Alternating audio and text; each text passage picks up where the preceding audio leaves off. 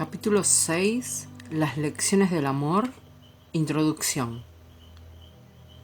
La relación que existe entre la ira y el ataque es obvia, pero la relación que existe entre la ira y el miedo no es siempre tan evidente.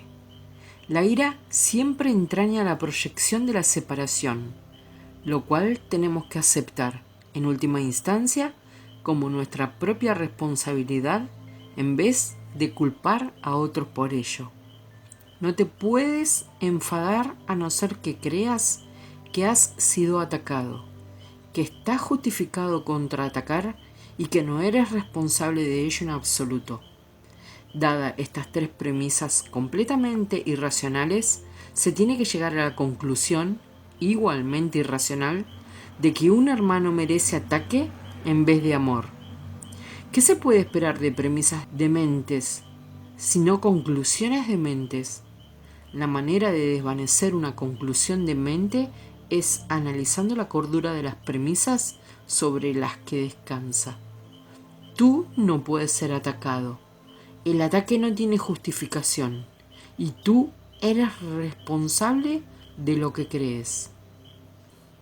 Se te ha pedido que me tomes como modelo para tu aprendizaje, ya que un ejemplo extremo es un recurso de aprendizaje sumamente útil. Todo el mundo enseña y enseña continuamente. Asumes inevitablemente esta responsabilidad en el momento en que aceptas cualquier premisa, y nadie puede organizar su vida sin un sistema de creencias. Una vez que has desarrollado un sistema de pensamiento, sea cual fuere su clase, riges tu vida de acuerdo con él y lo enseñas. Tu capacidad para ser fiel a un sistema de pensamiento podrá estar mal situada, pero aún así es una forma de fe y puede canalizar en otra dirección.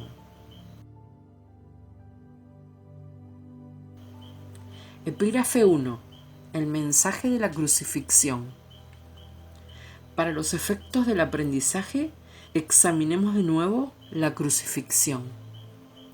No hice hincapié en ella anteriormente debido a las temibles connotaciones que quizás tengas asociada con ella.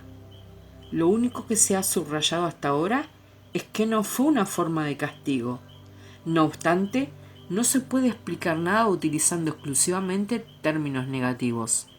Existe una interpretación constructiva de la crucifixión que está totalmente desprovista de miedo y que, por lo tanto, si se entiende debidamente, es totalmente benévola en cuanto a lo que enseña.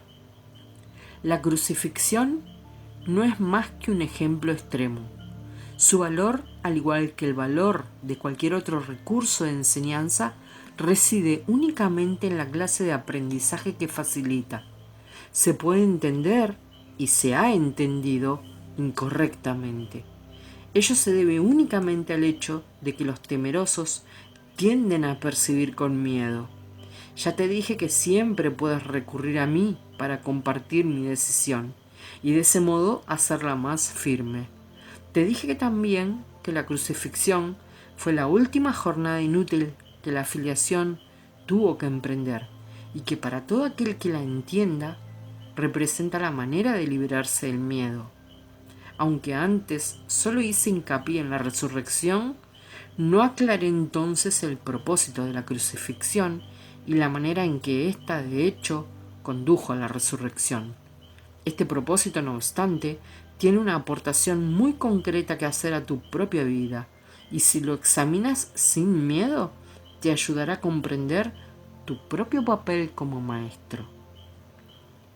Es probable que hayas estado reaccionando durante muchos años como si te estuviesen crucificando. Esta es una marcada tendencia de los que creen estar separados, que siempre se niegan a examinar lo que se han hecho a sí mismos. La proyección implica ira, y la ira alienta la agresión, y la agresión fomenta el miedo. El verdadero significado de la crucifixión radica en la aparente intensidad de la agresión cometida por algunos de los hijos de Dios contra otro. Esto, por supuesto, es imposible y se tiene que entender cabalmente que es imposible. De lo contrario, yo no puedo servir de modelo para el aprendizaje. En última instancia, solo el cuerpo puede ser agredido. No cabe duda de que un cuerpo puede agredir a otro y puede incluso destruirlo. Sin embargo, si la destrucción en sí es imposible, cualquier cosa que pueda ser destruida no es real. Su destrucción, por lo tanto, no justifica tu ira. En la medida en que creas que la justifica, estarás aceptando premisas falsas y enseñándoselas a otros. El mensaje de la crucifixión fue precisamente enseñar que no es necesario percibir ninguna forma de ataque en la persecución, pues no puedes ser perseguido. Si reaccionas con ira, tienes que estar equiparándote con lo destructible y por lo tanto viéndote a ti mismo en forma de mente. He dejado perfectamente claro que soy como tú y que tú eres como yo, pero ninguna igualdad fundamental solo puede demostrarse mediante una decisión conjunta.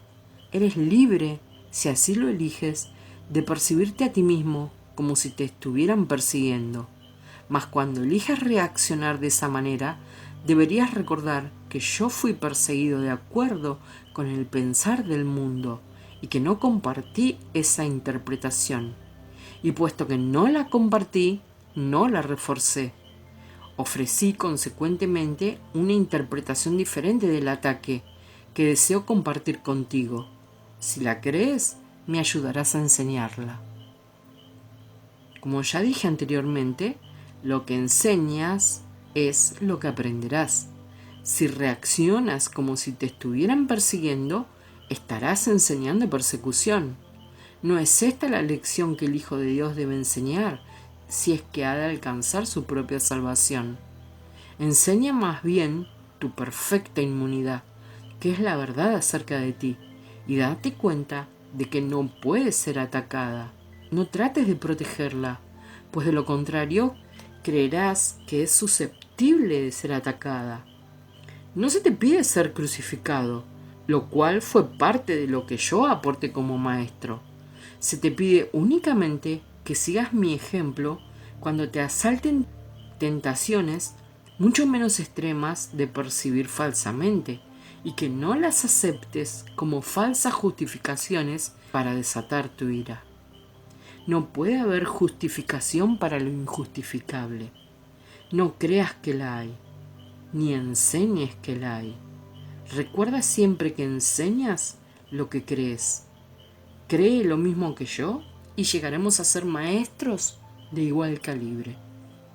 Tu resurrección es tu redespertar.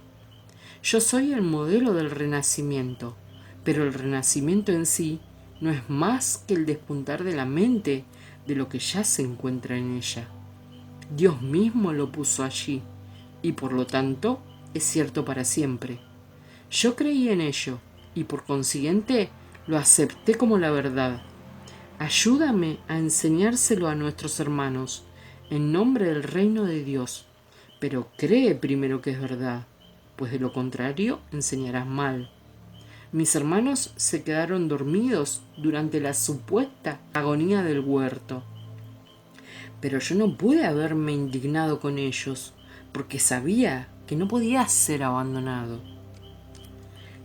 Lamento cuando mis hermanos no comparten mi decisión de oír solamente una voz, pues eso los debilita como maestros y como alumnos. Con todo, sé que no pueden realmente traicionarse a sí mismos ni traicionarme a mí, y que sobre ellos es donde todavía tengo que edificar mi iglesia. No hay ninguna otra alternativa al respecto, porque únicamente tú puedes ser la roca de la iglesia de Dios. Allí donde hay un altar, hay una iglesia, y la presencia del altar es la que hace que la iglesia sea santa. La iglesia que no inspira amor tiene un altar oculto que no está sirviendo al propósito para el que Dios lo destinó. Tengo que edificar su iglesia sobre ti, porque quienes me aceptan como modelo son literalmente mis discípulos.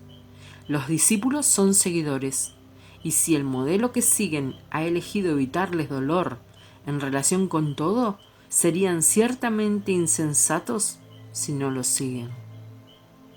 Elige por tu bien y por el mío demostrar que el ataque más atroz, a juicio del ego, es irrelevante.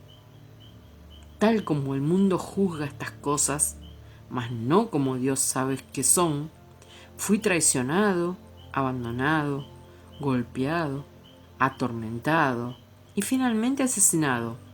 Está claro que ello se debió únicamente a las proyecciones de otros sobre mí, ya que yo no le había hecho daño a nadie y había curado a muchos.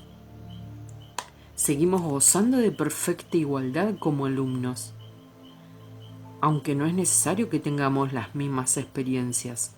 El Espíritu Santo se regocija cuando puedes aprender de las mías y valerte de ellas para volver a despertar. Ese es su único propósito, y esa es la única manera en que yo puedo ser percibido como el camino, la verdad y la vida. Oír una sola voz nunca implica sacrificio. Por el contrario, si eres capaz de oír al Espíritu Santo en otros, puedes aprender de sus experiencias y beneficiarte de ellas sin tener que experimentarlas directamente tú mismo.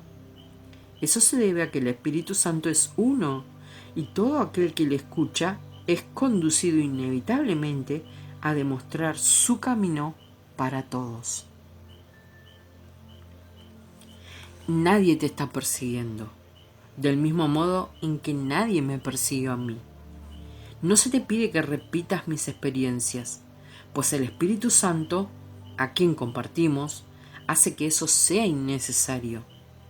Para velarte de mis experiencias de manera constructiva, no obstante, tienes aún que seguir mi ejemplo con respecto a cómo percibirlas. Mis hermanos, que son también tus hermanos, están constantemente justificando lo injustificable. La única lección que tengo que enseñar, puesto que la aprendí, es que ninguna percepción que esté en desacuerdo con el juicio del Espíritu Santo está jamás justificada. Mi función consistió en mostrar que esto es verdad en un caso extremo, simplemente para que pudiese servir como un instrumento de enseñanza ejemplar para aquellos que en situaciones no tan extremas sienten la tentación de abandonarse a la ira y al ataque. Mi voluntad, junto con la de Dios, es que ninguno de sus hijos sufra. La crucifixión no puede ser compartida porque es el símbolo de la proyección, pero la resurrección es el símbolo del compartir, ya que para la filiación pueda conocer su plenitud, es necesario que cada uno de los hijos de Dios experimente un redespertar. Solo esto es conocimiento. El mensaje de la crucifixión es inequívoco. Enseña solamente amor, pues eso es lo que eres. Si interpretas la crucifixión de cualquier otra forma, la estarás usando como un arma de ataque en vez de como la llamada a la paz para la que se concibió. Con frecuencia los apóstoles la interpretaron erróneamente, por la misma razón que otros lo hacen. Su propio amor imperfecto les hizo ser vulnerables a la proyección, y como resultado de su propio miedo, hablaron de la ira de Dios como el arma de represalia de éste. No pudieron hablar de la crucifixión enteramente sin ira, porque sus propios sentimientos de culpabilidad habían hecho que se sintiesen indignados. Estos son algunos de los ejemplos de pensamiento tergiversado del Nuevo Testamento. Si bien su evangelio es, en realidad, únicamente el mensaje del amor. Si los apóstoles no se hubieran sentido culpables, nunca me habrían podido atribuir expresiones tales como: No he venido a sembrar paz, sino espadas. Esto está en clara oposición a todas mis enseñanzas. De haberme entendido realmente, no podrían haber descrito tampoco mi reacción a Judas como lo hicieron. Yo no pude haber dicho, ¿traicionas al Hijo del Hombre con un beso? A no ser que hubiese creído en la traición. El mensaje de la crucifixión fue precisamente que yo no creía en la traición.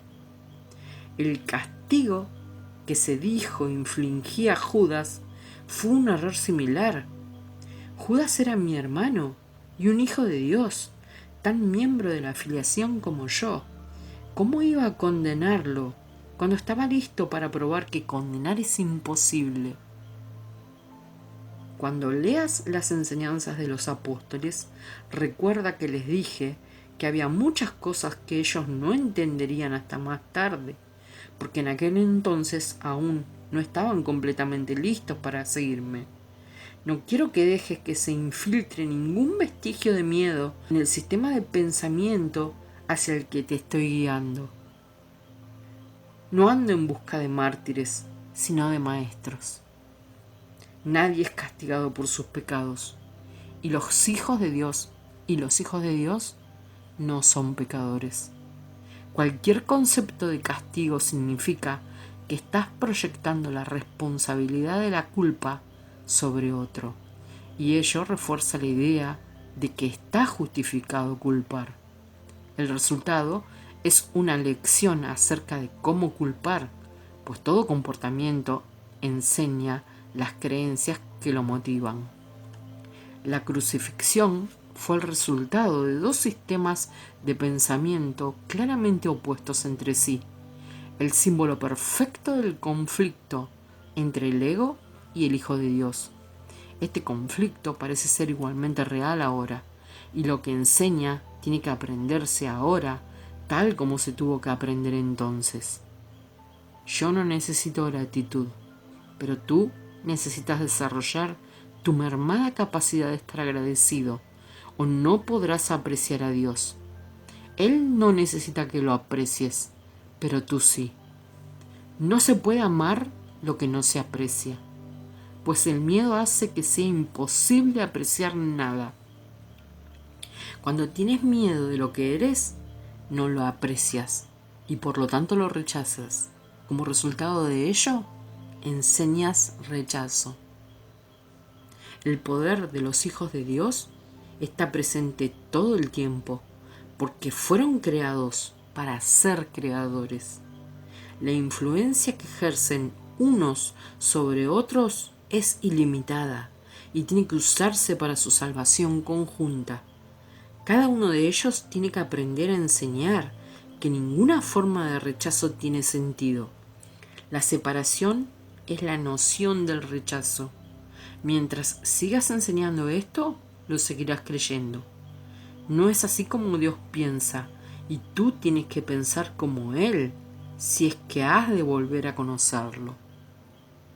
Recuerda que el Espíritu Santo es el vínculo de comunicación entre Dios el Padre y sus hijos separados. Si escuchases su voz, sabrías que tú no puedes herir ni ser herido, y que son muchos los que necesitan tu bendición para poder oír esto por sí mismos.